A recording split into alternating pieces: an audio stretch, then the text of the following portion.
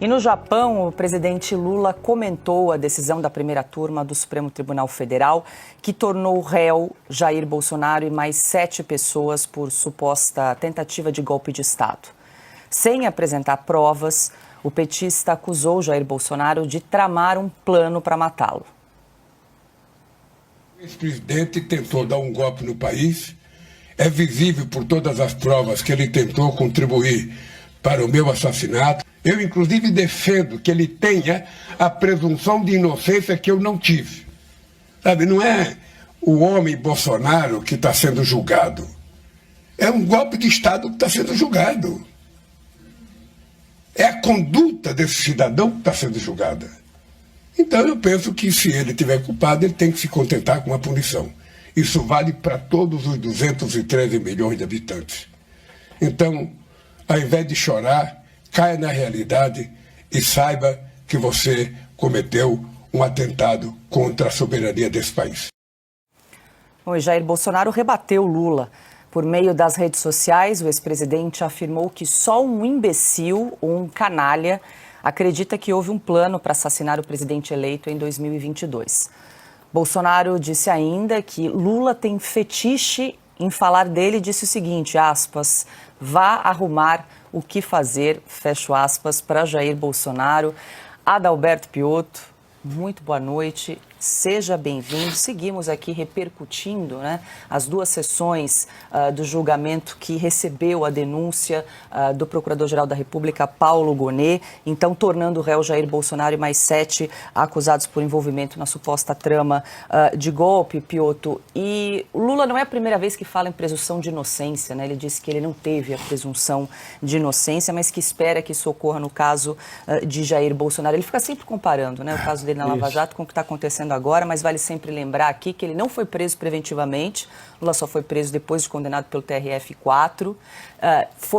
Apresentou inúmeros recursos durante todo o período e mais, né, Piotto, foi condenado em 3 instâncias por 9 juízes diferentes. Teve ali preservado todo o devido processo legal no caso do presidente Lula. Boa noite. Boa noite, Paula. Boa noite, Augusto. Boa noite, Silvio. Boa noite a todos que nos acompanham. O presidente Lula fala de presunção de inocência. Por que ele não defende a primeira instância, então, para o presidente Bolsonaro?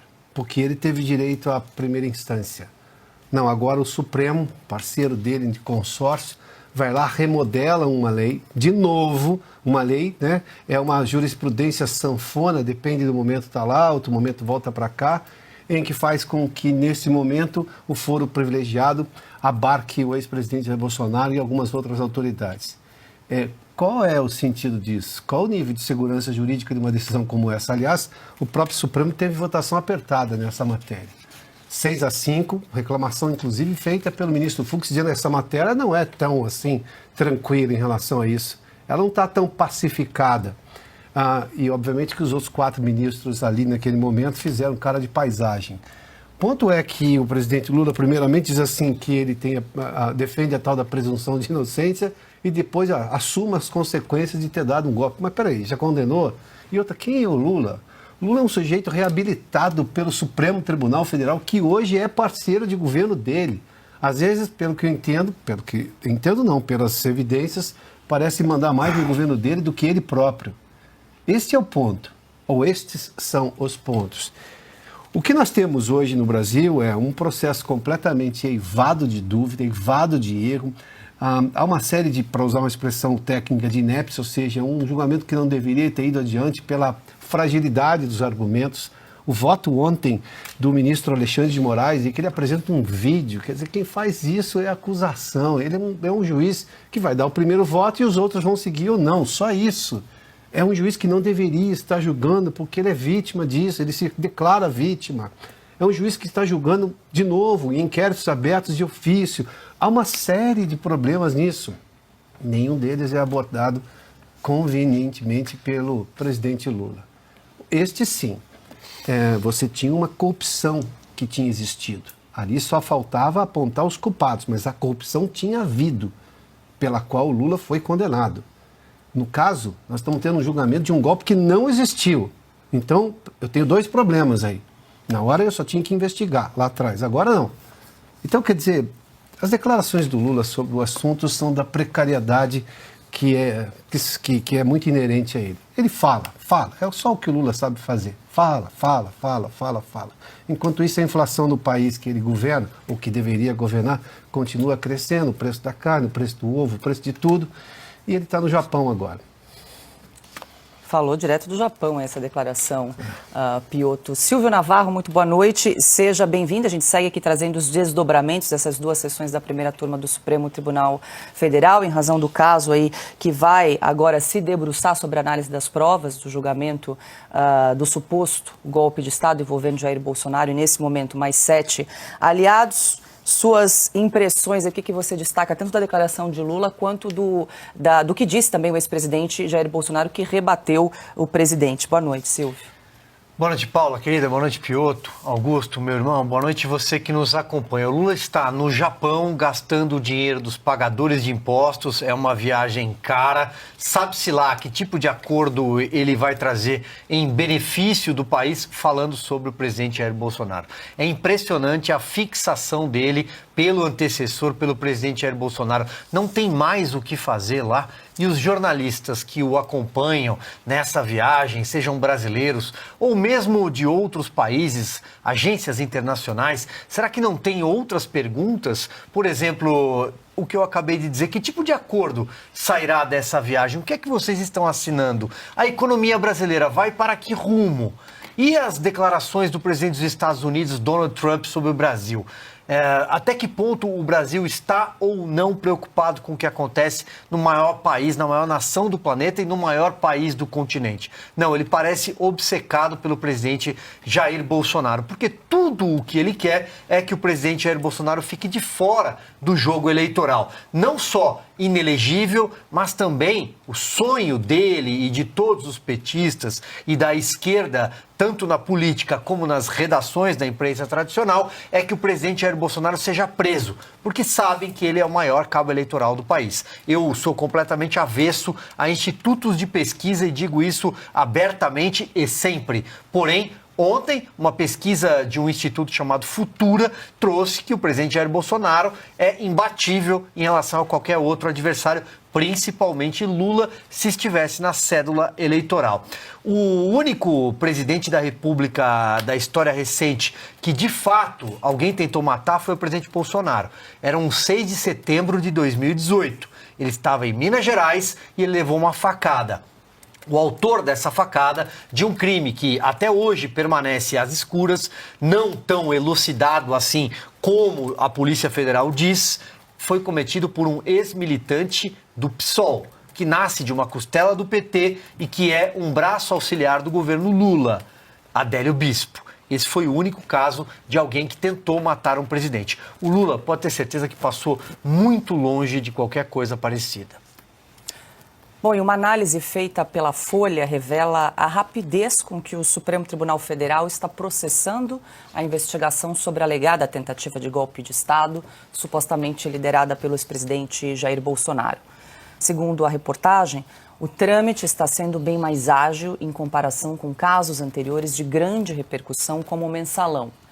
No caso que envolve Bolsonaro, a denúncia da Procuradoria-Geral da República foi oferecida em 18 de fevereiro e, no dia seguinte, o ministro Moraes já notificou os acusados, dando prazo de 15 dias para a defesa. No dia 7 de março, Moraes enviou os autos para o Procurador-Geral da República, Paulo Gonet, que em poucas horas se manifestou a favor do recebimento da denúncia. Em seguida, a primeira turma do Supremo marcou o julgamento para a última terça-feira, dia 25 de março. Já no caso do Mensalão, o processo levou mais de 1 ano e meio. A denúncia foi apresentada em março de 2006, mas a digitalização das quase 14 mil páginas do inquérito atrasou o acesso das defesas. Com isso, o STF só tornou os acusados réus em agosto de 2007. 17 meses depois. Augusto Nunes, muito boa noite, seja bem-vindo. Aqui a gente traz um comparativo, né, da velocidade de tramitação dos casos Mensalão versus esse caso aí do suposto golpe de Estado. Boa noite. Boa noite, Paula, Silvio, meu irmão, Piotr, meu amigo, o Constantino vai estar conosco Daqui a também. pouquinho chega. Um abraço para o Constantino, bem-vindo sempre. Boa noite a você que nos acompanha. Tem mais um dado sobre o julgamento do Mensalão, Paula. Começou o julgamento em 2012 e pelo menos mais de 200 sessões foram feitas e o Lewandowski, que era o revisor do processo, fez o possível para atrasar. Teve um papel triste, mas o Lewandowski é assunto para outro comentário, ele está fora dessa. Aí ele está preocupado porque a polícia prende mal e o judiciário é obrigado a soltar, como agora, né? O judiciário está mostrando que prende mal, né? Solta mal, prende inocentes, solta culpados, mas disso depois trataremos. Vamos lá. O Lula foi beneficiário, sim, da presunção de inocência. Ele foi contemplado com o devido processo legal e o direito de ampla defesa, de tal forma que o advogado dele fez o Gilmar Mendes chorar, como lembramos há poucos dias. É o choro convulsivo sem lágrimas, mas ele tentou chorar, ele tomou água, ficou emocionado, etc. O Lula ficou na cadeia menos tempo que os perseguidos do 8 de janeiro. Lula ficou 500 dias, 500 e poucos dias. Eles já estão presos, dezenas ou centenas estão presos ou sofrendo restrições que equivalem a uma meia liberdade há 2 anos. É isso que se deve lembrar. O Lula o Lula foi condenado por corrupção passiva e lavagem de dinheiro em 3 instâncias por 9 juízes, como lembrou a Paula. Ele deveria ficar preso muitos anos se o Supremo não começasse a estancar a sangria. Nem mesmo o criador da doutrina do CEP, né? A lei do CEP, que foi Fachin, teve a coragem de dizer que o Lula era inocente. Ele dizia, não, ele permanece culpado, ele não foi absolvido. Ele será julgado novamente, o que era só uma malandragem, porque não haveria tempo. Os processos prescreveriam antes, como aconteceu, eles foram anulando tudo. Agora, o interessante e o indecente também é que a Lava Jato, os condutores da Lava Jato foram acusados, depois daquele vazamento criminoso, de troca de mensagens, foram acusados de agir de não atender às exigências éticas, porque conversavam entre si. Promotor e juiz, eu sou irmão de promotor, conversam entre si sobre todos os processos. O promotor avisa, olha, eu vou pedir a absolvição por falta de provas, por que não? E lá o que eu vi, vou repetir aqui mais uma vez, na troca de mensagens, foi um grupo de homens da lei entusiasmados com a possibilidade de mostrar que a lei vale para todos e que eles estavam desmontando o maior esquema corrupto da história, não só do Brasil. O Lula escapou aqui, outros presidentes da República foram presos, continuam cumprindo pena ou castigos de alguma espécie. E houve até um presidente que se matou no Peru, Alan Garcia. Isso. Vou lembrar o nome dele. Ele soube que ia ser preso e fez isso. Os processos já geraram multas bilionárias aí nos Estados Unidos, em outros países.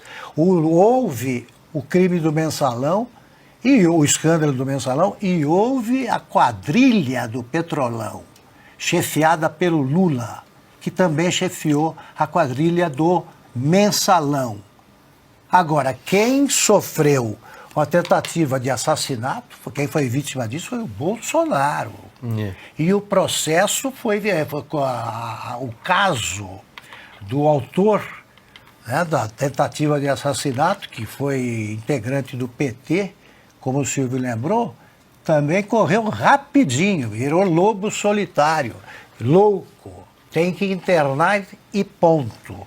A Polícia Federal foi tão rápida lá e tão pouco interessada em detalhes. Então o Lula está fazendo, o que ele está fazendo agora é o que ele fez a vida inteira.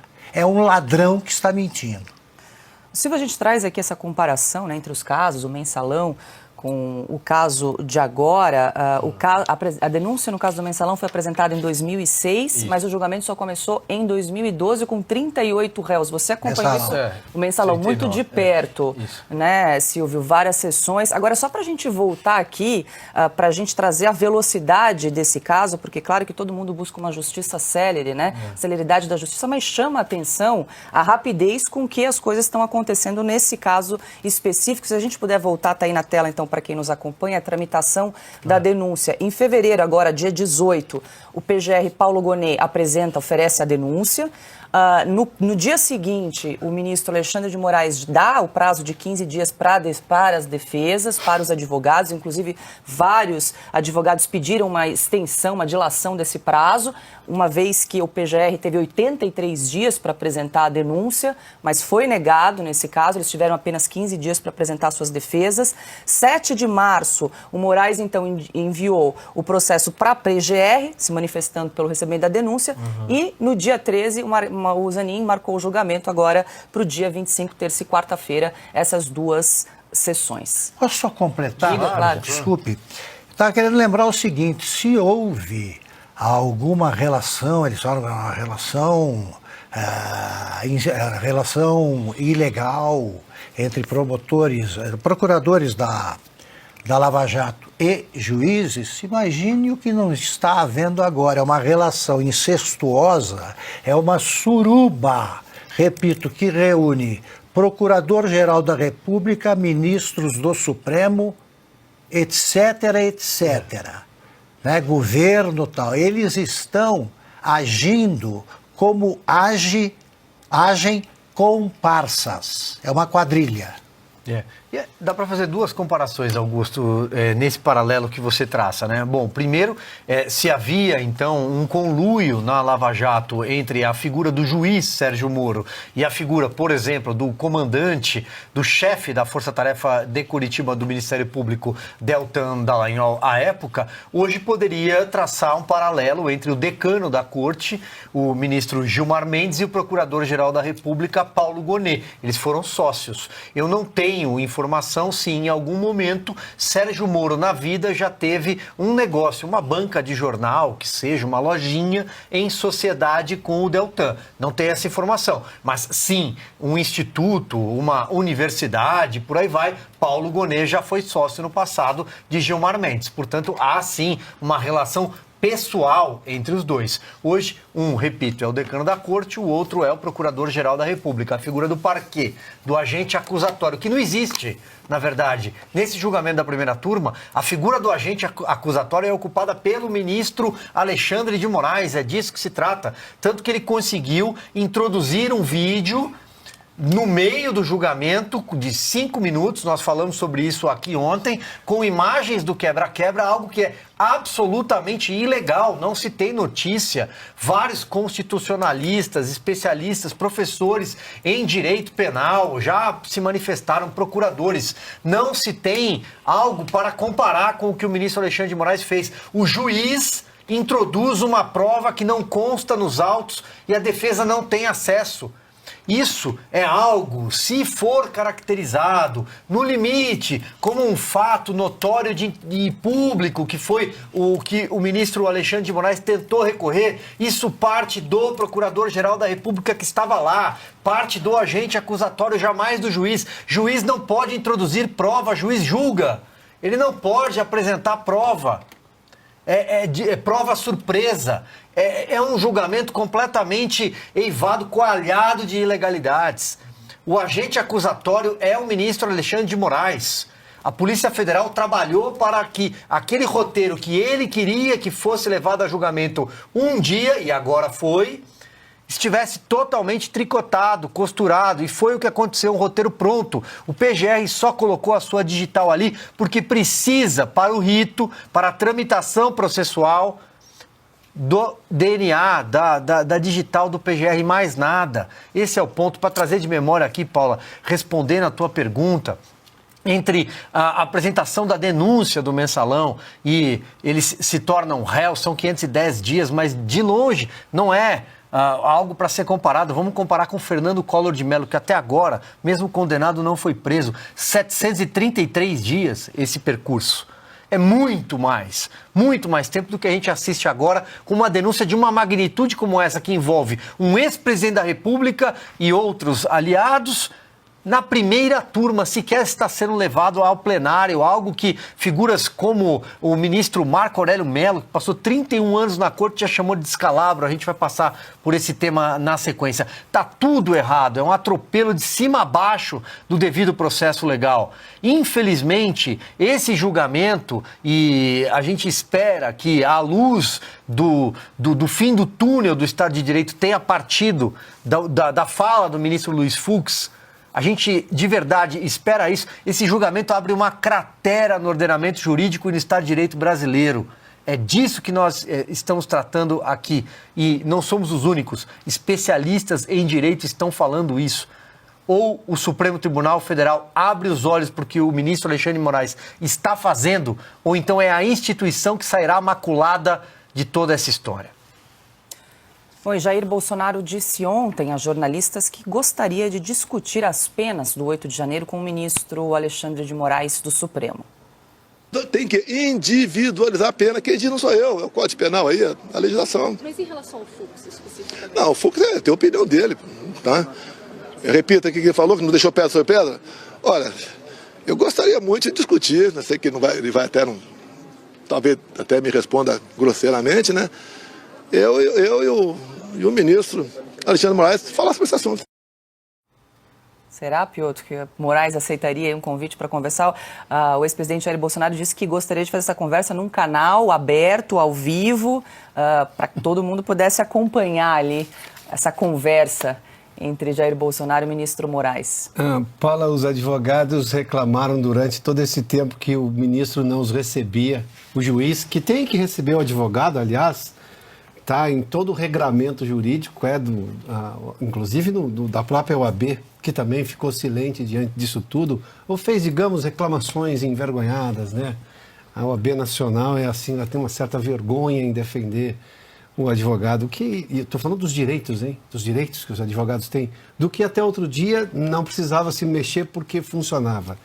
O Silvio fez menção aqui, o Silvio me permita só voltar, ele disse a denúncia é toda tricotada, toda bem formatada para ser exatamente do jeito que o ministro Alexandre de Moraes queria.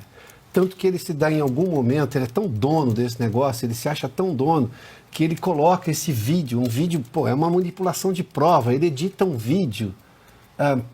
Isso cabe à acusação, fazer não a um ministro relator que está apresentando um voto que seria ou não seguido, acabou sendo seguido por todos os outros 4.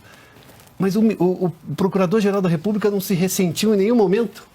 Ele não ficou incomodado de ver, assim, o poder que ele tem pela Constituição solapado pelo ministro Alexandre de Moraes. Em nenhum momento bateu no orgulho dele, alguma coisa assim, convenhamos.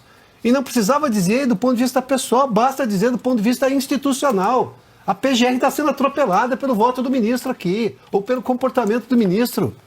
Já vi isso em julgamentos, o promotor reclama com o juiz, advogados reclamam com o juiz, quando obviamente o juiz exagera. Do debate, isso é normal, porque é óbvio que pessoas podem exagerar, não deveriam, mas enfim, aí você tem um debate. Mas o PGR não se incomodou em nenhum momento, isso é assustador. Eu tenho falado aqui e usado essa expressão, e não sou o único, essa desinstitucionalização do Brasil. E o Silvio fez menção aqui, a cratera que está sendo aberta no ordenamento jurídico brasileiro vai simplesmente colocar todo o trabalho de advogados, o ensino nas escolas de direito, ou tudo o que a gente conhecia na aplicação da regra brasileira, da Constituição, do Código Penal, seja lá qualquer coisa, como meramente um detalhe. Porque você vai decidir, você vai apresentar um recurso ou vai apresentar a sua defesa para um grupo de juízes que muda de opinião com muita frequência. A tal da jurisprudência sanfona, eu li essa expressão, me permita, eu não estou me lembrando agora a fonte, assim que eu me lembrar, eu cito, não é minha, mas é muito boa. Este caso especificamente de ampliar o foro por prerrogativa de função que foi reclamado pelo ministro Fux, é um caso desses. Ou seja, daqui a pouco nada existe, porque tudo dependerá da opinião de um juiz do Supremo que muda de opinião com muita frequência. Qual é o mínimo de segurança que se tem aí? Aí eu vou insistir na pergunta. A quem eles querem convencer que estamos tendo um julgamento técnico e justo? Agora, pior ainda, porque fugindo desse microcosmos do Supremo Tribunal Federal, ultrapoderoso, porque resolveu se imiscuir na vida do Brasil inteiro, é ver veículos de imprensa dizendo, não, os atos golpistas agora tiveram a denúncia aceita, como se isso foi feito normalmente, como se isso tivesse acontecido dentro do rigor da lei. De novo, essa gente está onde? Em Nárnia. Porque, peraí, no Brasil real, nós estamos vendo exatamente, eu vou usar a expressão do Silvio, é uma cratera no ordenamento jurídico brasileiro. Não há mais garantia e segurança de absolutamente nada. Tudo que está escrito na lei é detalhe, que vai ser passado de novo por análise de algum juiz, que de novo muda de opinião com muita frequência. Arranja-se uma maioria, ou de 6 no pleno, ou de 3 na turma, e segue a vida. Não pode ser assim. Não, as pessoas não podem aceitar. O caso do julgamento em si, do ex-presidente Bolsonaro, de todos os outros denunciados nesse momento, já réus agora, é um detalhe perto da atrocidade que se faz com o direito brasileiro. É contra isso que as pessoas precisam reagir. 18 horas 13 minutos agora. Deixa eu aproveitar para dar as boas-vindas a Rodrigo Constantino. Consta, muito boa noite. Seja bem-vindo. Nós estamos trazendo aqui as repercussões do julgamento da primeira turma do Supremo, então que tornou réus Jair Bolsonaro e mais 7 pessoas. Trouxemos aqui as declarações do presidente Lula, também o que disse o ex-presidente Jair Bolsonaro. Muito boa noite. Seja bem-vindo. Boa noite, Paula. Boa noite, mestre Augusto, Silvio, Piotto, toda a nossa audiência. Eu estava escutando os colegas, né? E, claro, eu acho necessário e muito importante o esforço que a Revista Oeste e os seus comentaristas fazem de explicar por A mais B onde estão vários, inúmeros absurdos nesse julgamento político, né? Ou seja, a argumentação partindo do ponto de vista jurídico, ela é importante para desmontar a narrativa criada, aí sim, por um conluio, por esse consórcio, né, do STF, do Poder Executivo e da velha imprensa, que estão numa bolha, né, Nárnia, que seja, criando essas narrativas e fingindo que acreditam nelas, e para consumo interno, enquanto a velha imprensa estiver subserviente a esse tipo de poder arbitrário, os ministros vão se sentir em casa porque eles não estão nem aí para o que acontece fora da bolha, né? Eles acham que são animais selvagens, são bárbaros e tudo mais. Mas o problema reside exatamente aí. O que fazer com o Bolsonaro, eles estão cada vez mais convencidos. Prendê-lo. Agora, o que fazer com os bolsonaristas, ou com o bolsonarismo? Com, grosso modo, metade da população brasileira que não quer aceitar a volta do Teatro das Tesouras e não quer votar na direita que usa talher, como eles mesmos se referem à direita limpinha, que aceita a premissa de que existe uma normalidade institucional, que o STF é uma coisa séria hoje em dia no Brasil, ou seja, que não é direita coisa alguma. O que eles vão fazer? Vão sair perseguindo todos? Então, o ponto principal aqui é lembrar o tempo inteiro, e talvez eu, vindo de fora, consiga ajudar um pouco nisso, é lembrar o tempo inteiro que nós não estamos no campo do direito faz muito tempo. É assim que acontecem nas ditaduras. Tudo isso que nós estamos vendo, essa perseguição implacável, esse grau de arbítrio, essa mudança de opinião e de jurisprudência, como quem troca de camisa, dependendo do casuísmo, para atingir exatamente seus oponentes políticos, esse circo todo que foi montado, chamado de julgamento pela velha imprensa, né?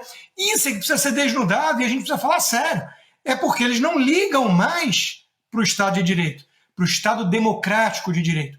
Nós não estamos mais no campo do direito e nós não estamos mais, portanto, no campo da democracia. O Brasil já é uma ditadura.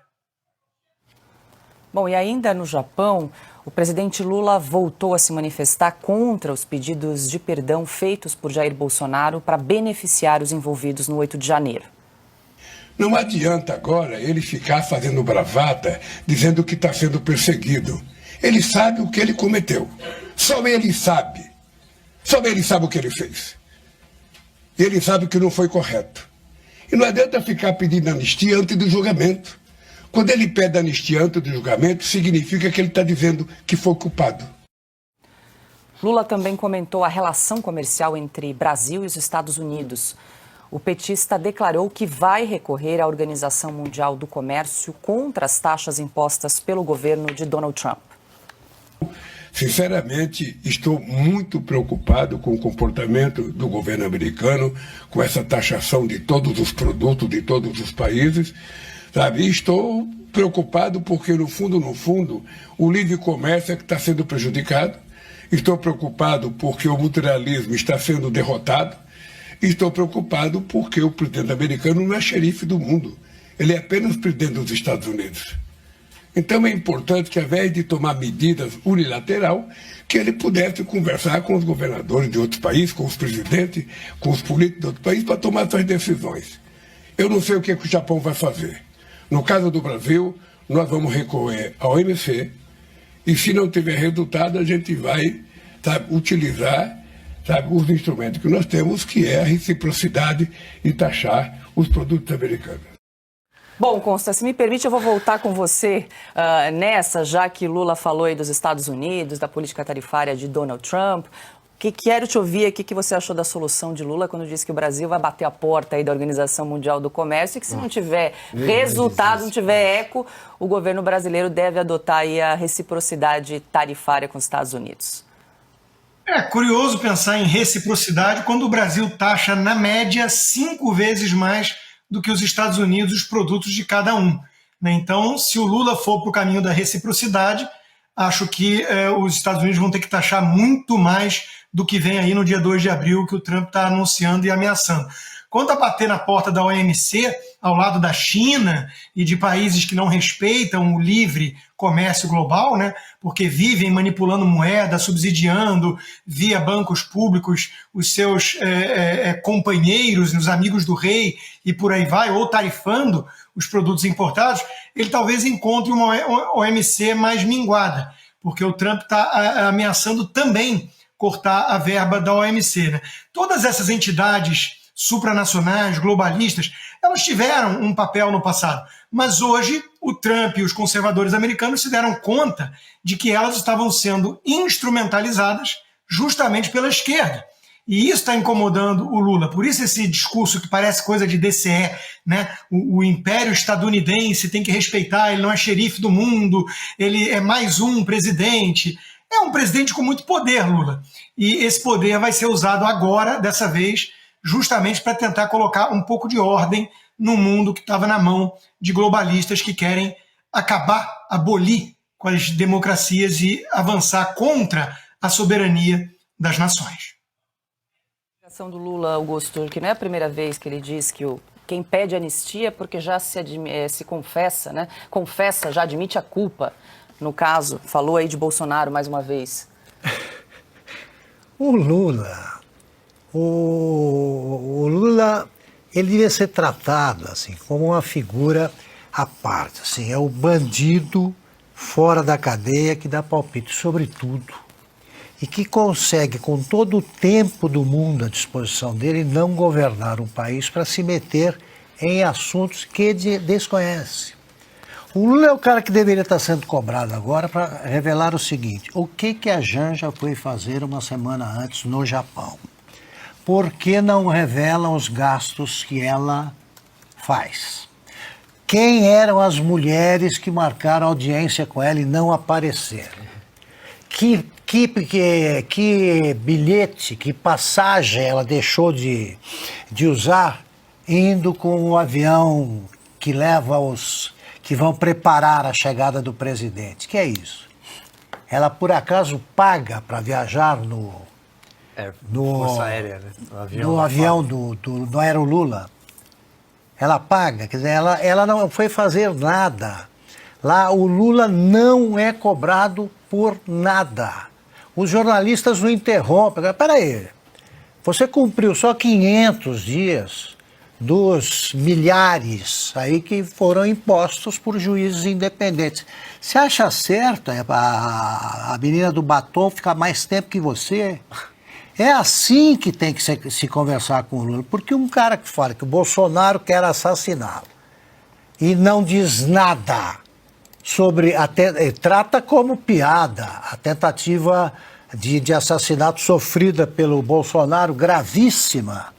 Esse cara, ele tem de ser tratado como uma piada que vai figurar aí no asterisco da história entre as más lembranças aí de tempos estranhos vividos pelo Brasil.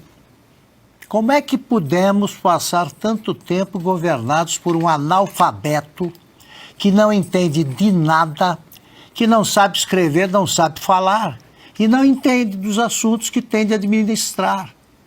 E aí ele sai desses assuntos e a imprensa estatizada sai junto. Paulo, só um pitaco aqui, né? É impressionante ouvir o Lula falar. Não vou entrar na seara econômica, mas ele não sai da Vila Euclides, né? Impressionante. São Bernardo do Campo, da greve da Mercedes-Benz, da plenária da CUT, ele não sai, né? Ele fala, olha, o Trump é só o presidente dos Estados Unidos. Ele tem que vir aqui falar com os políticos, com os governadores, tomar uma cachaça. Ele não sai de lá, né? Bom, agora 18 horas 22 minutos. Eu aproveito para te convidar a participar aqui de Oeste Sem Filtro, mandando um vídeo para nossa produção. O número do WhatsApp é o 11 95786 1993. A gente aguarda o seu contato. Sempre ao final do programa a gente compartilha alguns vídeos aqui da nossa audiência. Hoje, quinta-feira, dia 27 de março, a gente aguarda o seu contato, faz uma pausa rápida e na sequência a gente traz mais desdobramentos. Vamos falar mais a respeito do caso da Débora dos Santos, condenada a 14 anos de prisão. E a Procuradoria-Geral da República confirmou que não propôs nenhum acordo de não persecução penal à cabeleireira Débora dos Santos, ré do 8 de janeiro, que manchou com batom a estátua da Justiça localizada em frente ao Supremo. Nos últimos dias, perfis de esquerda divulgaram uma mentira nas redes sociais. Nas publicações, afirmaram ainda que Débora teria rejeitado o benefício oferecido pela PGR. No entanto, o acordo só foi apresentado para quem cometeu crimes que somam pena inferior a 4 anos. No caso da Débora, o relator do processo, o ministro Alexandre de Moraes, sugeriu uma pena de 14 anos de prisão. Em nota enviada ao jornalismo de Oeste, os advogados de Débora lamentam a disseminação de informações falsas que apenas contribuem para confundir a opinião pública. Segundo a defesa, isso prejudica ainda mais a situação de Débora, que está presa há mais de 2 anos, aguardando um julgamento que segue sem previsão de conclusão.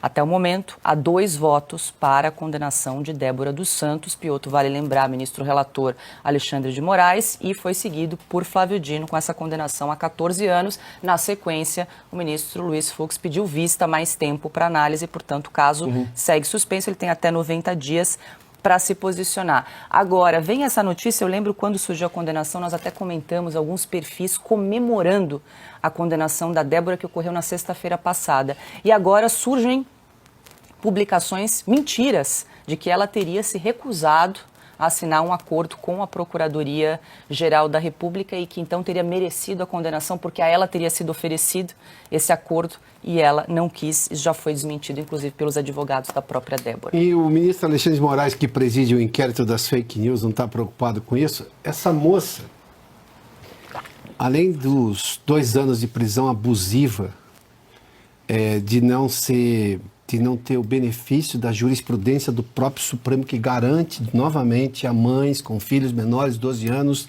ter a prisão convertida. Neste momento ela está em prisão dentro de um presídio, ou seja, é uma prisão preventiva, ser convertida em domiciliar. Ela ainda sofre, digamos, campanha contra ela na internet e com notícias falsas. Não bastasse esse tipo de gente completamente insensível, indecente, imoral, de comemorar uma pena como essa diante de tudo que esse julgamento já trouxe, ela também é vítima de mentiras, de que ela não teria... Eu recebi isso aí. Quando eu recebi, eu respondi à pessoa que me enviou, que estava me perguntando se era fato, eu falei, olha, o que eu sei é que a ela não foi dado esse benefício, abre aspas, né? Não foi dada a possibilidade desse acordo. Até porque, convenhamos, a frase que ela pichou foi dita originalmente pelo ministro Barroso lá em Nova York em 2021, né? 2022, perdão. Naquele ano, dezembro, se não me engano, 2022. Seria quase impossível imaginar que o Supremo iria aliviar, levando-se em conta que hoje o Barroso está neste debate por causa dessa frase, que foi dele. Ela só escreveu na estátua e lá já foi apagado, foi lavado, simplesmente assim. Essa menina é dos casos mais assim que chamam a atenção, estarrecem, porque ela está sendo vítima de todo tipo de abuso e difamação. E é uma mãe, uma mulher sem nenhum antecedente criminal. E a esquerda ainda consegue fazer isso nas redes sociais.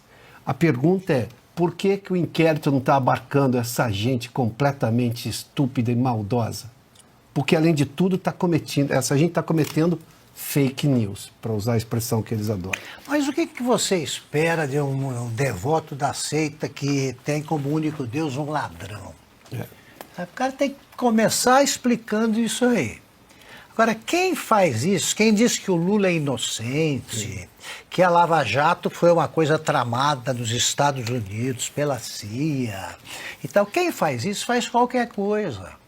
Quem faz o mais, faz o menos. Para eles, a Débora é uma inimiga, é uma extremista de direita que precisa ser eliminada, neutralizada.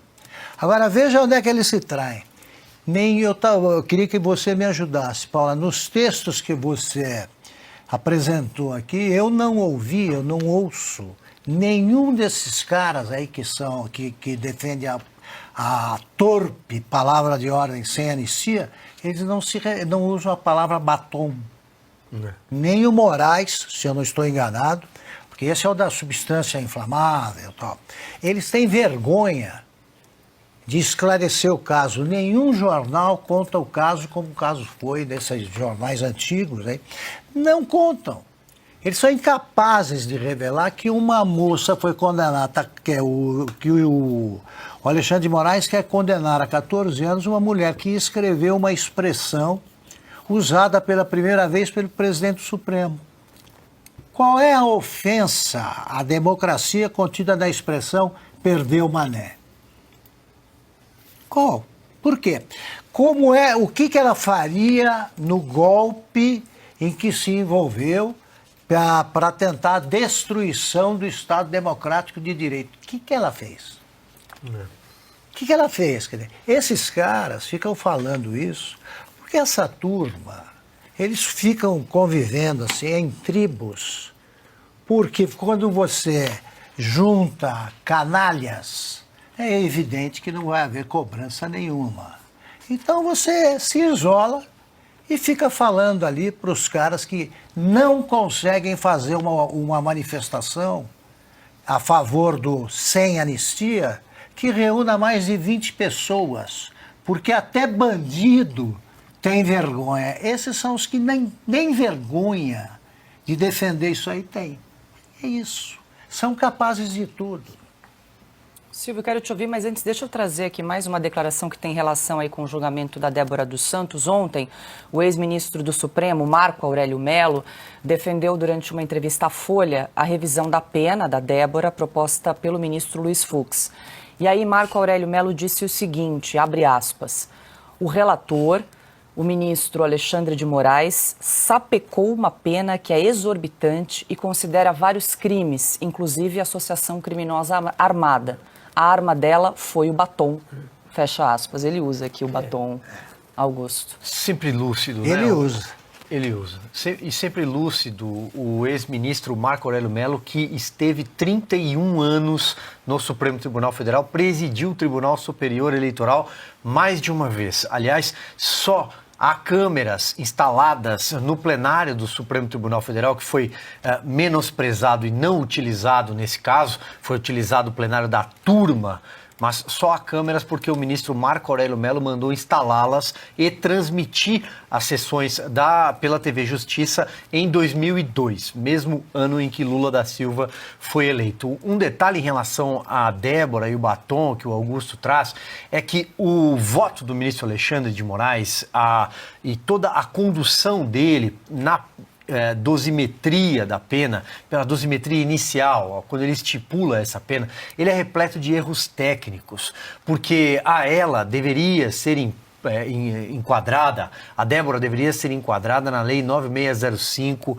artigo 65 de 1998. É uma pichação qualificada que prevê uma pena de 3 meses a 1 ano, facilmente convertida em cestas básicas ou serviço comunitário. O que o ministro Alexandre de Moraes fez foi não individualizar condutas, é o tal do crime multitudinário, ou seja, todos que estavam ali devem responder por tudo o que aconteceu ali.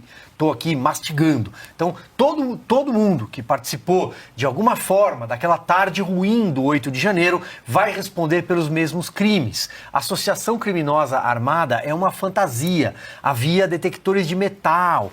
As pessoas não poderiam entrar sequer armadas na esplanada. Mas o ministro Flávio Dino tentou dar um empurrãozinho, uma mãozinha para o Alexandre de Moraes. Vejam a tese do Flávio Dino no voto que a gente acompanhou nesta semana. Ele disse, olha, se constam militares da denúncia, pressupõe-se que militares têm acesso a armas. Logo, todos estão num grande conjunto de associação criminosa armada. Isso é um grande absurdo, porque isso se configura num descarte de atenuantes. Pelo contrário, você carrega na caneta, você tem um agravante. O segundo ponto é a questão do concurso material, a questão de como o golpe de Estado, se alguém vai acusar de golpe de Estado, isso já pressupõe a abolição do Estado Democrático de Direito. Do contrário, você recai no que se chama em direito de bis in idem. São 2 crimes. E aí você vai dobrando, triplicando penas, até chegar em 14 anos de prisão, que é uma pena absurda e uma multa impagável de 30 milhões de reais. 30 milhões de reais, sendo que, se houvesse a devida individualização de conduta, Paulo, e finalizo, a Débora deveria pagar por lavar a estátua. Quanto é que custa lavar uma estátua? Sim. Um esfregão, um sabão, um pouquinho de água? Eu acho que não custa 30 milhões. Antes de ouvir o Consta, deixa eu aproveitar, porque ontem nós comentamos aqui que o ministro Moraes havia retirado o sigilo de uma carta que foi escrita de próprio punho pela Débora dos Santos no final do ano passado. E também o ministro Moraes derrubou o sigilo do depoimento concedido pela Débora em novembro do ano passado. E nesse vídeo, a gente vai acompanhar aqui um trecho, a Débora afirma que o ato de manchar ali a estátua da justiça com a frase "perdeu a mané" não foi nada premeditado. Ela conta um pouquinho de como foi aquele dia 8 de janeiro. Vamos acompanhar. Dizer que não foi nada premeditado.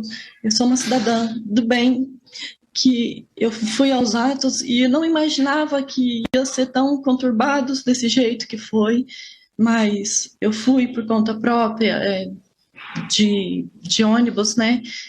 E quando eu me deparei lá em Brasília, lá no movimento, eu não fazia ideia do bem financeiro e do bem simbólico daquela estátua. Quando eu estava lá, já tinha uma pessoa fazendo a pichação, e faltou talvez um pouco de malícia da minha parte, porque ele começou a escrita e ele falou assim: eu tenho a letra muito feia, moça, você pode me ajudar a escrever? E aí eu continuei fazendo a escrita da frase dita pelo ministro Barroso, e eu, de fato, eu não sabia, eu não adentrei em nenhum dos prédios da STF, nem do Congresso, nem da Casa do Planalto, em nenhum dos lugares, eu só fiquei naquela praça. Eu estava tirando fotos, porque eu nunca tinha ido a Brasília, e eu achei os prédios, de fato, muito bonitos, e foi por isso que eu estava lá tirando fotos, e apareceu esse indivíduo que eu nunca vi na vida, e falando isso para mim, e eu caí nessas falas dele, mas eu nunca fiz nada de ilícito na minha vida. Então eu queria pedir, assim, de todo o coração que se compadecesse de mim, porque eu sou uma mãe, que eu nunca me afastei dos meus filhos, e essa separação tem feito eles sofrer demais. E eu só queria que soubesse disso, Excelência, porque isso tem feito minha família sofrer demais. Me desculpa por me emocionar. À vontade. Bom, Consta, acho que o caso da Débora dos Santos, junto com o caso do Clesão, que morreu na Papuda, acho que são dois símbolos dos episódios do 8 de janeiro, né? E eu queria te ouvir, principalmente em relação ao gesto do ministro Luiz Fux, que pediu vista nesse caso da Débora dos Santos, lembrando que já há 2 votos favoráveis pela condenação a 14 anos da cabeleireira. Será que pode haver uma reviravolta nesse caso, Consta?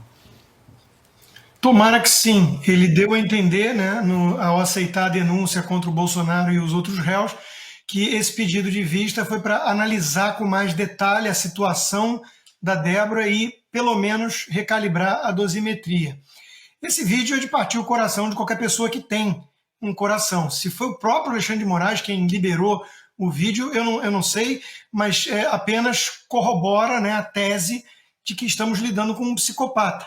Né? Ele deu, depois de ver tudo isso, 14 anos de prisão. É o que ele acha que essa moça merece pelo crime terrível de pichar uma estátua sem antecedente criminal, mãe de 2 filhos, que até traficante tem regalia de prisão domiciliar por conta de filho pequeno.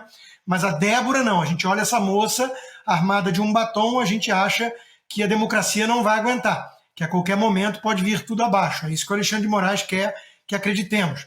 Hoje, mais cedo, eu participei do programa do Steve Bannon aqui nos Estados Unidos, o War Room, e eu tive que falar um pouco desse caso, né? E eu tenho certeza que você precisa preparar o terreno antes, porque quando eu falei, e foi a chamada que eles deram na minha participação no programa, né? Armada com um batom. Foi essa a chamada que eles deram, né? Her weapon was a lipstick. Quando você fala isso, até você que falou em inglês não acredita depois. Você não, peraí, né? Vão achar que eu estou mentindo, vão achar que é uma piada. Como é que alguém pode levar a sério que uma moça com um batom é considerada tão periculosa para a democracia, uma ameaça tão grande à República, que precisa ser trancafiada há 14 anos? Sendo que, repito, nem assassinas ficam presas esse tempo todo. Então, é óbvio que nós estamos diante de um sadismo de um psicopata que quer usá-la como um recado, quer humilhar, quer que ela se imole em praça pública para servir de exemplo, para que ninguém mais ouse desafiá-lo, criticá-lo ou algo da natureza. Olha o que acontece com a Débora. Pense 2 vezes.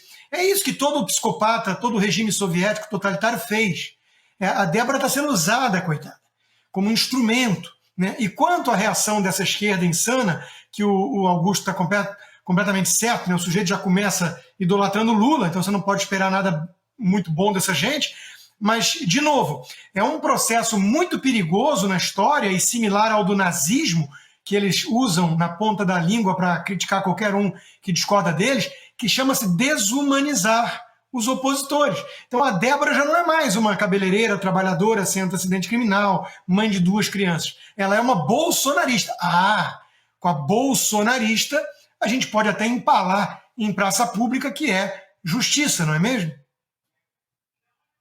Olha, eu estou confiante na decisão, no voto do Luiz Fux.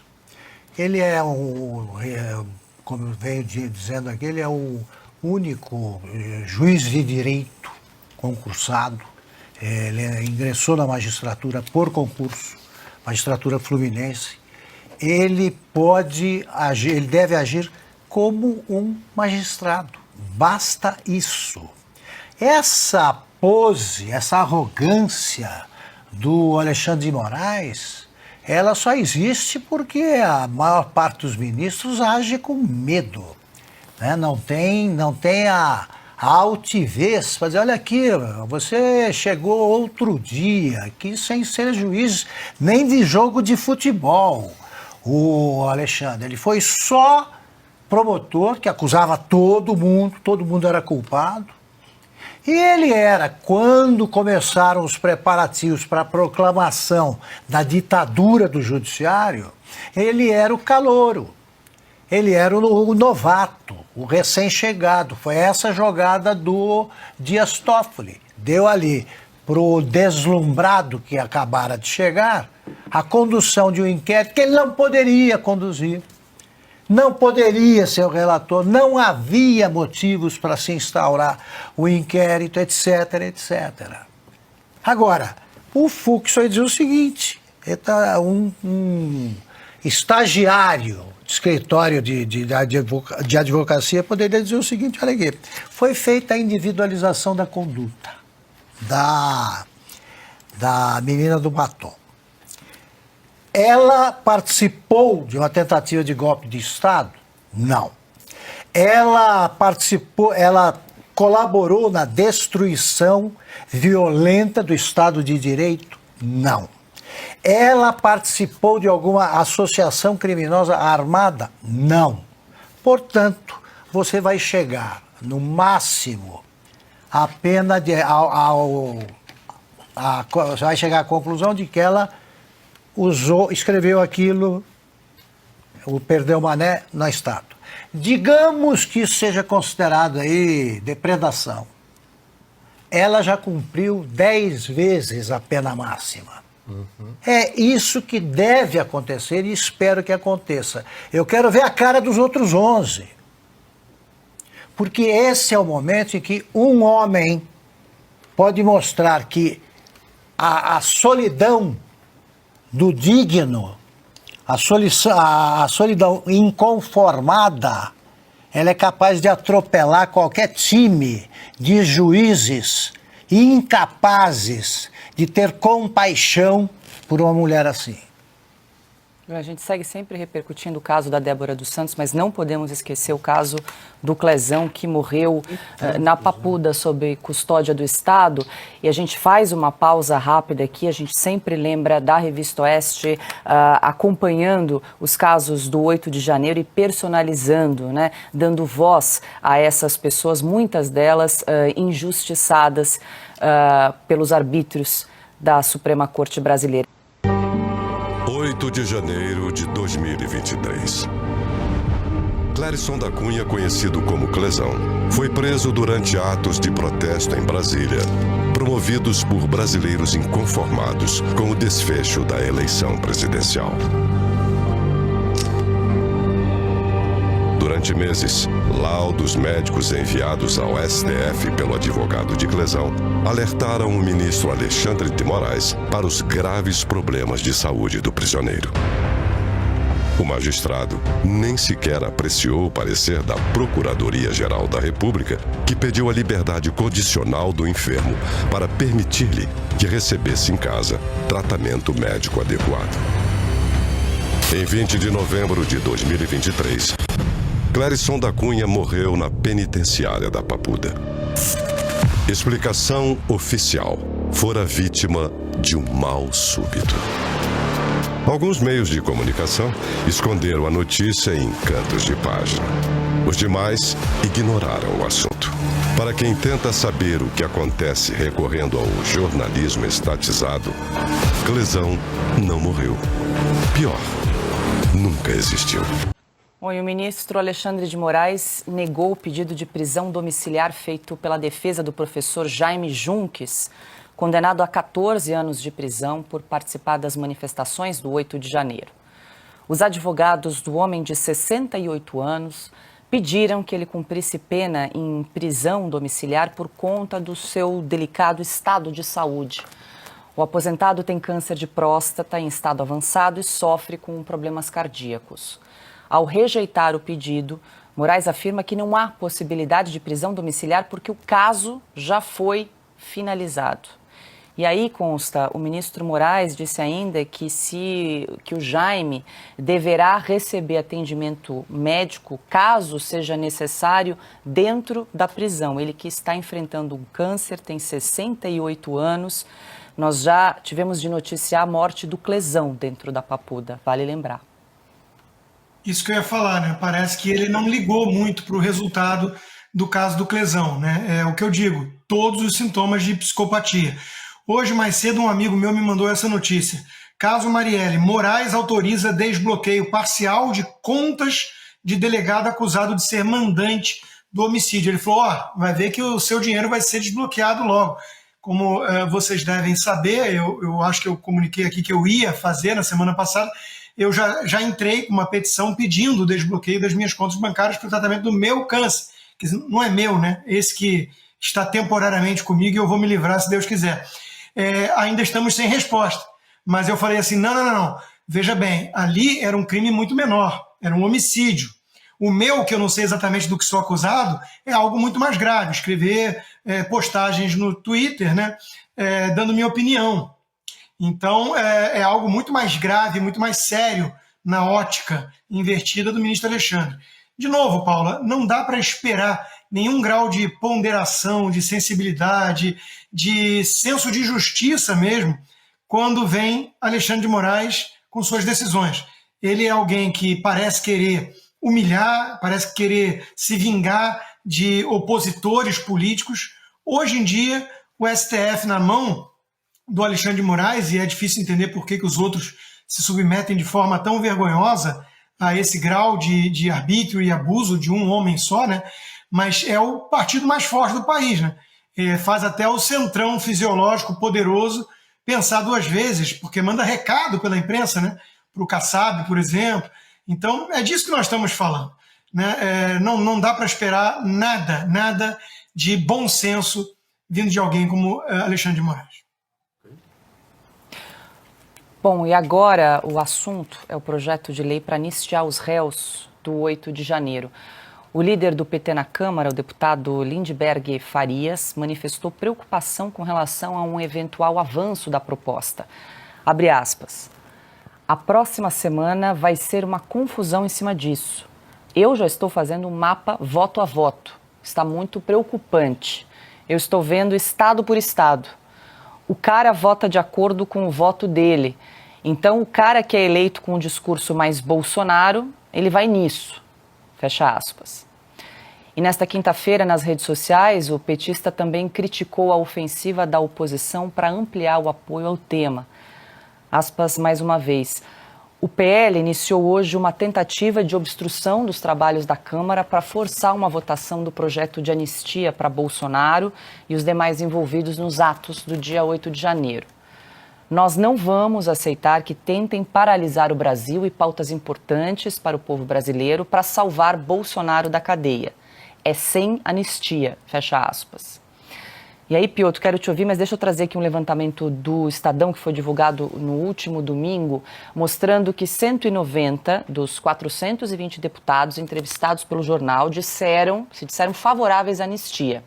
O número já é mais que o suficiente para garantir a apresentação da urgência da proposta no plenário da Casa, comentamos isso ontem, mas só a apresentação da urgência não vai garantir a aprovação do PL da anistia. Vale lembrar que estão todos aguardando o retorno de Hugo Motta, que está no Japão. Mas, Paulo, acho que o regime de urgência tem um poder imenso num caso como esse, porque o caso já tem um apelo grande. Aumentou nesses últimos dias aqui. O caso da Débora, por exemplo, é notório. Quando você vê um ministro do Supremo como Fux dizendo, olha, essa pena está absurda. Outros juristas têm feito isso de forma brilhante e mais consistente do que todos, provavelmente, na condição de ex-ministro supremo, faz o ministro Marco Aurélio, que tem sido uma voz relevante por demais em busca do mínimo de legalidade em todos esses casos. E apontando, obviamente, todas as ilegalidades sem nenhum problema em fazer isso, ou seja, defendendo o direito. Nesse caso, se o voto se levar ao regime de urgência para votação e esse regime de urgência ter muito mais votos do que o mínimo necessário, isso passa um recado muito importante. E outra, vamos lá. A Câmara, o governo Lula não tem maioria, nunca teve maioria. E este não é um assunto de governo. Pensa bem, um deputado hoje que vai ter que pedir voto no ano que vem, vai o quê? Vai abarcar a ideia da Glaze, do Lindbergh? Você viu o argumento Podemos só mostrar novamente o primeiro tweet do Lindenberg? Do Lindenberg? Isso aí, ele é o líder do PT hoje na Câmara, né? Sim. Ele está querendo, eu queria entender onde é que ele, se essa é a análise que ele faz. O mapa do voto a voto? Não, o primeiro tweet que ele mostrou ali, que ele estava preocupado com o avanço, porque o cara vota como ele. Enfim, olha lá. A próxima semana vai ser uma confusão em cima disso. Eu já estou fazendo um mapa voto a voto. Está muito preocupante. Eu estou vendo estado por estado.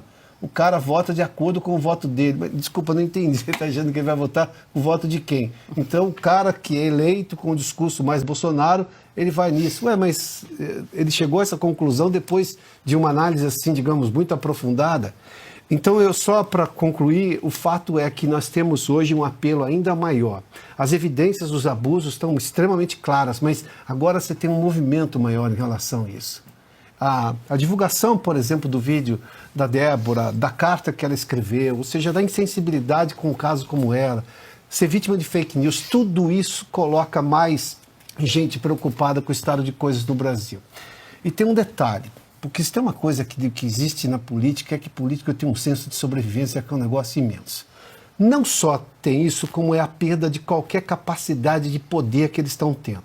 Ontem a gente viu o ministro Alexandre de Moraes debochar de uma maneira muito educada que fez o ministro Fux, explicando por que ele tinha pedido vista do processo no caso da Débora. Você pede por a questão do batom, o Dino pede por uma questão de igreja, sei lá qual era o assunto. Espera um pouquinho. De onde sai essa certeza de que o sujeito não pode pedir vista? Ou que, não, pode pedir, enfim, como... Não, esse tipo de coisa levanta uma fervura. E eu quero acreditar, e me parece que esse movimento está crescendo, no próprio Supremo. Já incômodo por demais com essa atuação completamente fora dos parâmetros do próprio ministro Alexandre de Moraes. A Câmara tem um poder muito grande. O que o Senado vai conseguir fazer depois, e depende do Alcolumbre, é outra coisa, mas um passo por vez. O Silvio, enquanto o Piotr comentava, a produção me passou aqui uma apuração do G1, tá? Vou trazer o que disse o G1 e, inclusive, publicou na tarde de hoje. Eles... vem com essa de interlocutores do presidente da Câmara, Hugo Mota, disseram à Globo News hoje, nessa quinta-feira, que o momento é zero. A chance de o parlamentar pautar no plenário da Casa o projeto de anistia aos condenados do 8 de janeiro. A apuração do G1 saiu agora na parte da tarde, Silvio. Lembrando que Hugo Mota está no Japão, ao lado do presidente Lula. Bom, a apuração de bastidores do Grupo Globo eu descarto, é porcaria, não serve para nada. Vamos aguardar o presidente Hugo Mota retornar do Japão e ver se Hugo Mota é aquele que foi eleito com o discurso erguendo a Constituição em referência a Ulisses Guimarães, ou se aquele que leu um discurso péssimo depois de ter ido jantar na casa do ministro Alexandre de Moraes. Vamos ver qual Hugo Mota vai retornar do Japão. Fato é que a pressão de líderes dos partidos que formam a massa majoritária que deu a ele uma vitória com 444 votos para presidir a casa, essa pressão é a que importa de verdade. E lá estarão partidos do Centrão. Resta saber se o partido dele, Republicanos, já se acertou do ponto de vista eleitoral, porque esse é o interesse de fundo, esse é o pano de fundo. O Marcos Pereira, presidente do partido dele, está preocupado que o governador de São Paulo, Tarcísio de Freitas, troque o Republicanos pelo PL ou outra sigla, mas sobretudo pelo PL, para disputar a reeleição ou disputar eventualmente, dependendo de todos os recursos esgotados em relação ao presidente Jair Bolsonaro, disputar a presidência da República. É disso que se trata, é um xadrez partidário que está acontecendo aqui. Aqui não, na Câmara. Então, essas apurações, elas revelam o desejo dos comentaristas da Rede Globo, seja no site ou na tela, para que o projeto da anistia não avance. Inclusive, tem lá anistiados. O senhor Fernando Gabeira foi anistiado, ele participou do sequestro de um embaixador. Charles Elbrick, embaixador americano. Paula, só trazer uma informação relevante também, uma informação publicada pelo site Metrópolis hoje, de que o ministro Alexandre de Moraes teria mandado desengavetar uma investigação contra o presidente do PSD, Gilberto Kassab. Remete a Lava Jato natimorta no Supremo Tribunal Federal. Mas o Alexandre de Moraes teria encontrado um caminho, isso envolve questões de prerrogativa de foro, para que o Gilberto Kassab voltasse ao crivo dele, do Supremo Tribunal Federal, e dele, ministro Alexandre de Moraes. Isso, do ponto de vista político, pode tranquilamente ser lido como uma intimidação, porque o presidente Jair Bolsonaro, no discurso de Copacabana, disse que acertou as contas com Gilberto Kassab e que o PSD, uma sigla importantíssima dentro desse centrão que comanda a Câmara dos Deputados, se comprometeu a votar a anistia. Então, vamos ver se de fato isso procede, é uma informação publicada pelo Metrópolis, mas se de fato o ministro Alexandre de Moraes resolveu intimidar políticos, aí eu acho que a gente já está um tom acima do próprio julgamento que a gente assistiu. A gente começa a assistir a ditadura em campo e esqueça o legislativo, porque se for isso, não serve para nada o Congresso Nacional. Bom, 19h06, pausa rápida em Oeste Sem Filtro, a gente volta já. E o Procurador-Geral da República, Paulo Gonet, pediu hoje o arquivamento da investigação contra o ex-presidente Jair Bolsonaro por suposta fraude no cartão de vacinação contra a Covid-19. O chefe da PGR, Paulo Gonet, não viu elementos que justificassem responsabilização. Bolsonaro, Gutenberg Reis e o tenente-coronel Mauro Cid chegaram a ser indiciados em março do ano passado pelos crimes de associação criminosa e inserção de dados falsos em sistema de informação. Segundo Gonet, embora Cid tenha narrado em sua delação premiada que agiu no suposto esquema da falsificação de vacinas a mando de Bolsonaro, essa versão não foi corroborada por outras pessoas ou por outras provas, o que então inviabiliza a apresentação de uma denúncia. Constantino, surpreende aí a decisão de Paulo Gonet, Procurador-Geral da República, que nesse caso específico aí da suposta fraude no cartão de vacinação pediu o arquivamento do caso? Não surpreende, porque eles já têm agora o pretexto que eles precisam para pegar o Bolsonaro e prendê-lo, que é a narrativa que eles vêm alimentando desde muito tempo da tentativa do golpe armado sem arma. Veja que esse caso do cartão de vacina foi o que deu ensejo para a apreensão do telefone, por exemplo, do Mauro Cid. E na época denunciávamos muitos que era pesca probatória, né? Mas, de novo, né, são todos eles pretextos para ir atrás dos apoiadores do Bolsonaro, para cercá-lo e conseguirem algum tipo de delação, que é o que sustenta essa denúncia patética da PGR em relação ao golpe, né? Muito disso depende da delação à força e com 9 variações, segundo o próprio ministro Fux, do Mauro Cid. E ali pegaram o telefone dele, com o pretexto de investigar essa questão do cartão de vacina. Já tivemos as joias, já tivemos o leite condensado para as Forças Armadas, a compra de vacina na pandemia que não ocorreu, né? A baleia importunada. Então eles foram produzindo inúmeras fake news e conseguiram juntar uma peça de ficção, mas que dentro de uma narrativa amarradinha e costurada pelo sistema, está servindo agora para perseguir o Jair Bolsonaro. É tudo isso ridículo, repito, do ponto de vista jurídico. Piotr. Eu só vou me juntar ao Constantino. Foi exatamente o telefone do Mauro Cid e a pesca probatória que foi feita, o Fishing Expedition, né, que foi feito no telefone, que aí veio um monte de informação que obviamente não era o argumento inicial da apreensão do telefone. O PGR agora disse que não tinha nenhuma razão para manter isso adiante, pediu inclusive o arquivamento. Detalhe, ele disse que também na delação do Mauro Cid nada daquilo corroborava. É a mesma delação que está sendo usada como fundamento para todas as acusações. Mas neste caso ele não conseguiu comprovar.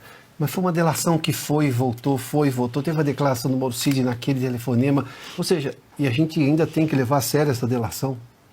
Bom, nesse aspecto o próprio procurador já pediu o arquivamento. Ou seja, tem muito mais coisa ruim naquela delação, né? Ruim no sentido de incapaz de ser comprovada. O procurador ele não decide sozinho nem a gravata que ele vai usar, né? Ele consulta o Gilmar Mendes. Então é isso.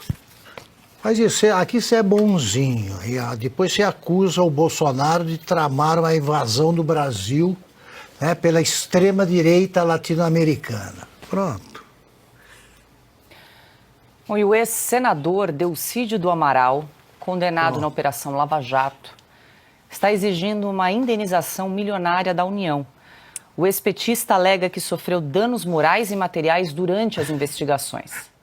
Réu confesso, Delcídio foi preso em 2015, acusado de obstruir as investigações do esquema de corrupção na Petrobras. O pedido de indenização já foi encaminhado à Justiça, mas o Ministério Público ainda não se manifestou sobre o caso Silvio Navarro. Essa é daquelas notícias que a gente tem que ler 2 vezes para ver se está falando, se é verdade, se é real, né? Mas aí a gente lembra que está no Brasil e que tudo é possível. Então está aí Delcídio pedindo indenização para todos nós brasileiros, né? E vai voltar, né? Ele quer voltar a ser político. Olha, Delcídio Amaral conheci muito bem. Acho que a maioria dos jornalistas que passaram por Brasília durante o Mensalão conheceram bem. Delcídio é um sujeito super boa praça, São Paulino, gosta de bater papo. Foi presidente da CPI dos Correios, a CPI que investigou o Mensalão. O relator era o deputado Osmar Serragli, do Paraná. O Delcídio do Amaral, ele cai nessa fase da Lava Jato porque ele tentou elaborar um plano de fuga para o Néstor Cerveró. Cerveró é uma figura bastante conhecida, não sei se dá tempo da nossa produção encontrar uma foto, mas ele ficou, enfim, muito famoso, era ligado ao PMDB, era um dos diretores corruptos que atuavam na Petrobras. Havia toda uma tentativa de blindagem quando a Lava Jato estoura. No começo dela, há algumas figuras. E o Cerveró era uma delas. O Néstor Cerveró é preso pela Lava Jato e o Delcídio tem um encontro com o filho do Cerveró. O filho dele se chamava Bernardo Cerveró. Tá aí, esse é o Néstor Cerveró, uma figura difícil de se esquecer. E o Bernardo, filho dele, e a participação de um advogado que se chamava Edson Ribeiro. E esse diálogo é das coisas mais preciosas que a gente guarda da história da Lava Jato. Porque o Delcídio propõe que ele saia pelo Paraguai e o Edson Ribeiro, esse advogado, fala, eu já levei muita gente por lá, fronteira seca, a gente cruza para o Paraguai, de lá a gente vai para a Venezuela. Da Venezuela a gente leva o Cerveró para a Espanha. E o Delcídio diz, olha, a gente vai assegurar para a família 50 mil reais de mesada por mês para custear e vamos tentar arrumar 4 milhões para o Cerveró se virar. E nesse diálogo tem aquilo que Hollywood... essa trama, assim, não é golpista que eles não quiseram, mas essa trama Hollywood poderia filmar. O filho do Cerveró tem a ideia de que seria perigoso levar ele num avião para a Venezuela, do Paraguai. O Delcídio já tinha até um plano, ele fala, não, olha, tem que ser um Falcon 50, porque o Citation não dá. Ele fala, vamos levar o Cerveró de veleiro. De veleiro. Do Paraguai. Tá aí, né? Veleiro. Do Paraguai para Venezuela, de veleiro. Então, assim, é uma das maiores histórias que a Lava Jato já contou. Isso tudo está gravado, isso tudo faz parte de quem estudou todos os processos da Lava Jato. Mas, enfim, o Delcídio é uma figura bastante conhecida, ele foi diretor da Petrobras, já na época do PSDB, ele era considerado pelos petistas um tucano, por isso que foi aceito para presidir a CPI dos Correios. Depois, muita gente ficou brava com ele, no PT, porque pela atuação dele na CPI, que foi muito correta, mas ele deu essa escorregada, ou mais do que escorregada, né? E agora o Delcídio quer voltar e ainda pegar o dinheiro de volta. É o que o Silvio é o bandido boa praça. Agora, o que ele está querendo? Indenização por quê? Para os danos, né? Que a Lava Jato... Danos morais. Estão devolvendo até dinheiro de propina para empreiteira. Mas você não danifica o que não existe, né? Danos morais. Meu Deus do céu. Foi bom lembrar a história do veleiro a partir do Paraguai. É espetacular. Eu estou tentando... E uma figura como... E ninguém ia perceber. Lopes gostaria de ter conseguido isso para o Paraguai, mas nem ele conseguiu. Eles vão tendo surtos de racionalidade. Não, mas como é que vai escapar assim? E ele vai arrumando a solução. Então, chegar ao veleiro. Então, você imagina que o Cerveró é uma figura que passa desapercebida em qualquer... Ninguém vai notar. Ninguém nota.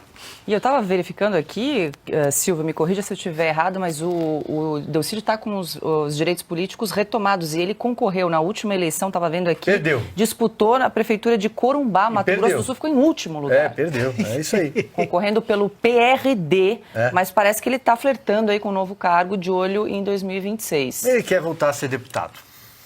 E aí, Augusto, achei aqui no Diário do Centro do Poder o que ele Foi disse. senador, né? Eu estava buscando o valor da indenização, mas eu não Quanto ele encontrei. quer? Não sei, não encontrei essa informação. Mas ele disse o seguinte sobre o valor da indenização que ele busca, aspas aqui para o Delcídio, não é para comprar imóvel, é para compensar com alegria tudo o que passei. Fecho aspas. É zero. É zero. O Brasil é que passou apertado com a turma dele. E repito, porque isso é voz corrente em todos os jornalistas dessa geração. O Delcídio, boa praça, gente boa, ótima fonte, parecia ser muito correto. Até essa gravação, né? O governo Lula indicou o ex-ministro da Fazenda, Guido Mantega, para o Conselho Fiscal da Eletrobras. Eles voltaram, né? Mais um personagem aqui. Para o Conselho de Administração da empresa foram indicados 3 nomes que ocuparam cargos em governos do PT. Os ex-ministros de Minas e Energia, Silas Rondon e Nelson Hubner, e o diretor executivo de Transição Energética e Sustentabilidade da Petrobras, Maurício Tomaskin. Os nomes ainda precisam ser aprovados na Assembleia Geral de Acionistas da Eletrobras em 29 de abril. Lula já havia tentado emplacar Guido Mantega na Vale em 2023, mas não conseguiu devido a resistências dos acionistas privados.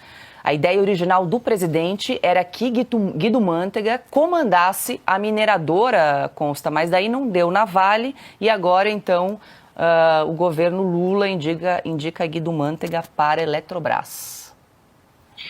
Em estatais é um pouco mais fácil emplacar esses nomes, né? Agora, eu acho que o Guido Mantega merece todo tipo de recompensa dentro do PT e dessa estrutura deles, porque como tudo é invertido nesse planeta bizarro do PT, quanto mais fracassado você foi na vida, mais você merece a ascensão dentro da hierarquia no PT. Por isso que o Fernando Haddad é o atual ministro da Fazenda, né? Então o Guido Mantega foi o ministro, vamos sempre lembrar disso, que faz o elo na economia do governo Lula para o governo Dilma. Foi o ministro comum para o governo Lula e governo Dilma, de um cargo importantíssimo, que era comandar a economia, e todo mundo lembra o resultado. Uma queda do PIB de quase 10 pontos percentuais em 2 anos. Né? Uma crise sem precedente algum na história do Brasil, que eles estão tentando, claro, superar dessa vez. Então é natural que alguém com esse currículo, né, de forma tão lamentável que não conseguiria nenhum tipo de cargo na iniciativa privada, consiga, finalmente, algum tipo de recompensa no setor público, numa estatal, alguma coisa assim. Ô Silvio, eu citei aqui os 3 nomes indicados para o Conselho de Administração da Eletrobras. Importante aqui que os 3 ex-ministros de Minas e Energia, Silas Rondon, Nelson Hubner e também o Maurício Tomaskin. E aí você já lembrou aqui o histórico deles, Silvio? O Silas Rondon foi, inclusive, alvo da Operação Fiat Lux na época da Lava Jato. Ele foi presidente da Eletrobras. Aí você tem o Nelson Hubner e o Maurício Tomaskin. É um filme horroroso que a gente assiste de novo, infelizmente. Toda a banda do setor elétrico do PT, e inclusive da Dilma Rousseff, porque é contínua, né? Havia uma divisão à época e o PMDB sarneyzista sempre comandou essa ala do setor elétrico, Eletrobras, as demais subsidiárias nos estados. O PT tinha um pequeno pedaço no sul do país. E o Ministério de Minas e Energia já foi do senhor Edson Lobão. Aliás, a Dilma Rousseff começa como ministra de Minas e Energia. Mas o Edson Lobão. Então você era o clã Sarney e um pedaço do PT. Essa banda que retorna é a banda que comandou o setor elétrico brasileiro durante a Operação Lava Jato e no começo do governo Lula, depois da Dilma. Eles voltaram, não tenho o que dizer mais. Eu acho que eles vão organizar alguma festa de congraçamento da quadrilha inteira no local do crime, porque eles estão levando todos. Vão comemorar alguma data importante, algum saque na Petrobras, por exemplo, que é considerado recordista. Até o Sarney já voltou para Brasília, né? Deu uma passada por lá. Deve ter alguma influência no retorno, superior. No retorno de todos esses fantasmas. As contas do governo central registraram déficit primário em fevereiro. No mês passado, a diferença entre as receitas e as despesas ficou negativa em aproximadamente 32 bilhões de reais. O resultado sucedeu ao superávit de 85 bilhões de reais em janeiro. Em fevereiro do ano passado, o déficit foi de 58 bilhões de reais, assunto para Adalberto Piotto. Essa semana a gente ficou muito debruçada no julgamento da primeira turma do Supremo, Piotto, mas não podemos desatentar para os números da economia. Mais um déficit primário aí no mês de fevereiro, Piotto. Nenhuma novidade a se tomar pelo valor de face do que disse a ministra do Planejamento, Simone Tebet, que nós trouxemos aqui, que o governo simplesmente não se preocupou em nada com questões fiscais. 32 bilhões quase de déficit em fevereiro, e quando a gente fala de déficit primário, quando o governo mostra que está preocupado com as contas, ele consegue registrar superávit aqui, porque quando você tem um superávit, um déficit nessa conta primária, você passa a ter condições de começar a reduzir o tamanho da dívida. Mas mais que isso, e o primeiro sinal é você não estar aumentando uma dívida. Você demonstra que o governo está, obviamente, gastando menos do que arrecada. Não é o caso do governo Lula. E olha que estão previstos aí uma série de contingenciamentos, liberação a conta-gotas de recursos. Só que a máquina do governo Lula ficou tão grande e tão ineficiente que ela consome, assim, de forma orgânica, o orçamento da União. O orçamento da União pago pelo pagador de impostos desse país. O governo não tem nenhum plano para resolver o problema fiscal e ele está dobrando a aposta no caos, como foi exatamente Dilma Rousseff. Só que agora não tem o benefício da China crescendo 15%, que foi no segundo mandato do Lula, e você tem um Lula que simplesmente está agora pouco preocupado com qualquer coisa. Ele está interessado em fazer discurso e falar do Bolsonaro. Enquanto isso, o país míngua, como normalmente era de se esperar. Teve gente na Faria Lima que acreditou, não, agora será diferente, ou até naqueles fundos de investimento do Rio de Janeiro, ali da Gávea, né? Enfim, deu errado. Só não acreditou quem quis se negar a ver o óbvio. Boa noite, Paula, mestre Augusto, Piotto, Silvio, toda a audiência, obrigado também pelo carinho.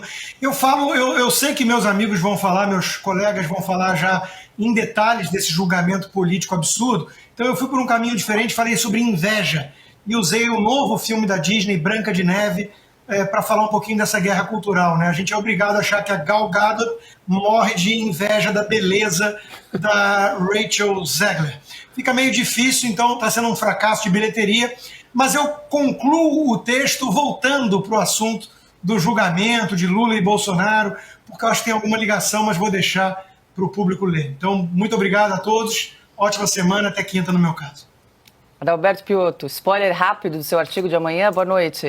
Boa noite, Paula. O título é Falta de Inteligência, eu estou mensurando aqui um fato. O mundo hoje desenvolvido, inclusive países asiáticos, já está discutindo, por exemplo, não só o uso da inteligência artificial, é na vida após a inteligência artificial. Enquanto isso, no Brasil, por decisão do Supremo, completamente absurda, a gente está tendo que rediscutir e, de novo, lutar por valores que já haviam sido conquistados. Liberdade de expressão. Imagina só como é que você vai motivar um jovem no Brasil, não somente os jovens, mas veja o nível do atraso a que fomos submetidos por essa atual formação do Supremo. Boa noite. Boa noite a você, Paulo. Desculpe, Constantino, boa noite. Augusto, a todos que nos acompanharam, um abraço ao Silvio, que daqui a pouco está de volta na programação. Augusto Nunes, muito boa noite. Já tem o artigo de amanhã ou é suspense? Tenho. Eu vou aproveitar a frase, a última frase, a mais recente. Frase infeliz do ministro Lewandowski: a polícia prende mal e a justiça é obrigada a soltar. Para dizer que ele está um pouco enganado, muito enganado. Quem prende inocente e solta culpado é o Supremo Tribunal Federal. Com a conivência dele até recentemente, porque ele foi ministro até há pouco tempo, e agora está repetindo o que fez de errado lá do Ministério da Justiça. É um legítimo herdeiro do Flávio Dino. O ministro Marco Aurélio Mello, quando era presidente do Supremo, foi quem criou a TV Justiça. Os julgamentos, né, como foi esse agora, da denúncia contra Bolsonaro, em que Bolsonaro virou réu, como era facilmente previsível, né, por 5-0, unanimidade, garantida pelo espírito de corpo, embora com uma certa dissidência do ministro Fux. Mas, enfim, eu queria falar sobre a televisão. Muito advogado me fala que esse foi o grande problema do Supremo, que virou um palanque, o plenário, né? Que todo mundo, diante das câmeras, a televisão é uma grande tentação para o pecado favorito do diabo, para a vaidade. Isso acontece muito. Eu estou na televisão desde 83, né, 1983, e sei disso. Né? A pessoa, no primeiro autógrafo que dá a primeira foto, já sai levitando, de narizinho empinado. E muito advogado atribui isso às manifestações de ministros do Supremo, né, como se estivessem num palco. E, por outro lado, também mostra a realidade. Muita gente está comentando o que viu lá dentro. Né? As câmeras focando em Bolsonaro, focando em Alexandre de Moraes, a reação de cada um, né? Dão interpretações psicológicas. Olha, Moraes estava nervoso, temia o papel, isso significa que não seria psicopata, como muitos falaram, né, falam, porque psicopata é frio, fica distante dos fatos, né, só interessa o mundo dele. Mas, enfim, a televisão permite isso, permite que se perceba um tremor nos olhos, um tremor na fala, uma insegurança, um suor, né? Tudo isso. E o fato mais marcante foi que Moraes surpreendeu a todos, trazendo um filme, um registro, como se fosse um documentário do 8 de janeiro, que pegou também fatos daquela bagunça na frente da Polícia Federal, da tentativa de explodir um caminhão-tanque no aeroporto, né? Mostrou tudo isso, na tentativa de provar que não tinha ninguém com Bíblia na mão, que não tinha velhinha, né? E todo mundo sabe que tinha, tanto que foram presos. Mas, claro que foram imagens escolhidas para fazer como se fosse um show, como se fosse depois de uma reunião de pauta, que a gente tem muito, né, na tentativa de provar alguma coisa, de demonstrar alguma coisa, então faz aquelas imagens, ouve tais e tais pessoas, é assim que as coisas funcionam, né, para conduzir a uma tentativa de demonstrar uma tese, por exemplo, defender uma tese. Foi o que ele fez. E não se deu conta que ele estava agindo como promotor, como Ministério Público, no lugar do Ministério Público, mais uma vez no Supremo.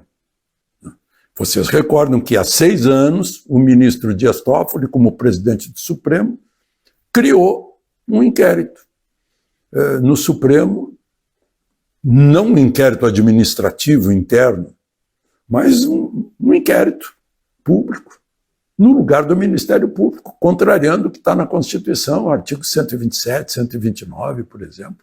Né?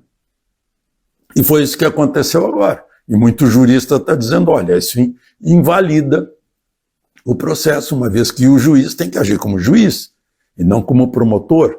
Aliás, foi o que a gente ouviu lá de um modo geral, né? Talvez a exceção do Fux, os juízes manifestando o voto, mas justificando todo o trabalho do Ministério Público, sendo que o juiz ouve a acusação e a defesa. Né? O juiz conversa com o advogado de defesa e a acusação, ou os auxiliares de acusação, muitas vezes são contratados para reforçar o Ministério Público. Mas foi essa reportagem, essa edição de imagens do 8 de janeiro fez parte do libelo acusatório. E essa é uma questão muito importante a ser considerada. Só que o único recurso seria ao Senado.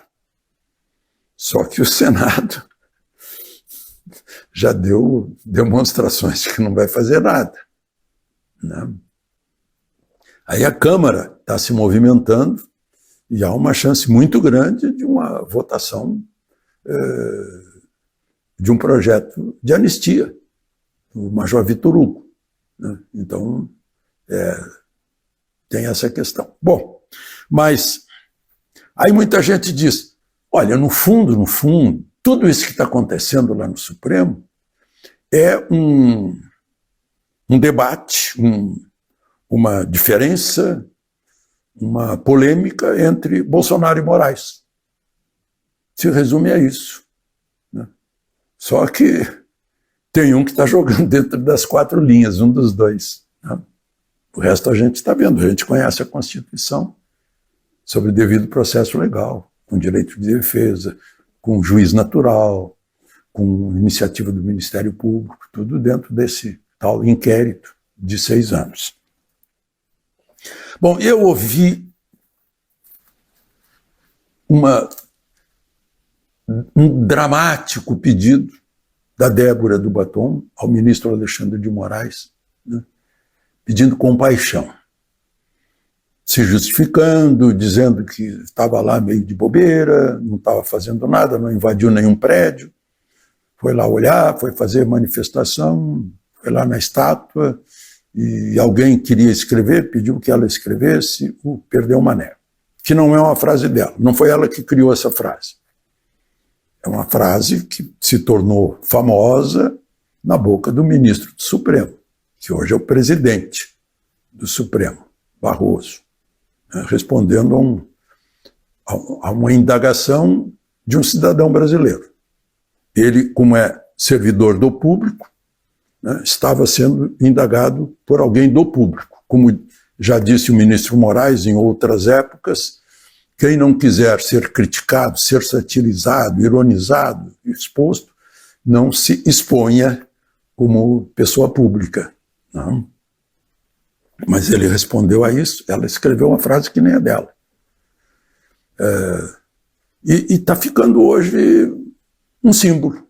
Eu ouvi músicas já citando a Débora. A Débora está citada aqui na Europa, nos Estados Unidos, né, como um símbolo desse desequilíbrio. Vamos chamar de desequilíbrio, vamos ser eufemistas, desse desequilíbrio. E ela pediu compaixão do ministro Alexandre de Moraes. Eu já citei aqui várias vezes, porque eu me impressionei muito com isso que está no frontispício de um tribunal em Roma, né? Lá onde nasceu o direito romano, que certamente o ministro Moraes estudou.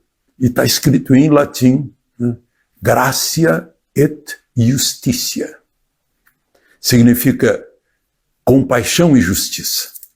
Justiça é um aditivo, o et é um aditivo, estão juntos.